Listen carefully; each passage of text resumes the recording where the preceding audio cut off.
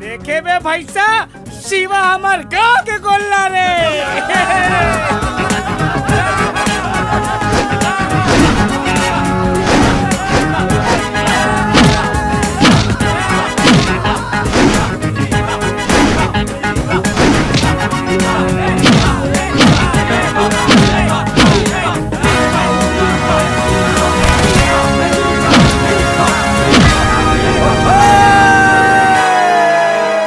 कैसे लागिस बेटा घाटोड़ कक्ष?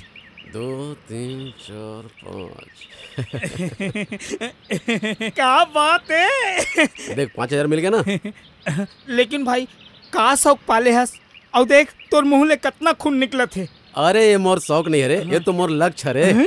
लक्ष्य का वर्ल्ड चैंपियन बने के? नहीं रे हसमुख, लता के बिहाव पर।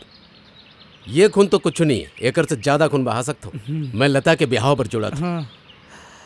मोर मैकेनिक के काम में इतना पैसा नहीं है यार, और माँ बाबूजी खेती किसानी करके इतना पैसा नहीं कमा सके। और अभी तो शहर में फर्स्ट ईयर में एडमिशन घलोक ले है। 70% अंक पाए हैं। अरे बाप रे, क्या हो गया भाई? अरे लता ला फुफू दीदी यहाँ छोड़ना रही से, ओला बस स्टैंड में छोड़ना है। चल चल चल चल चल, चल।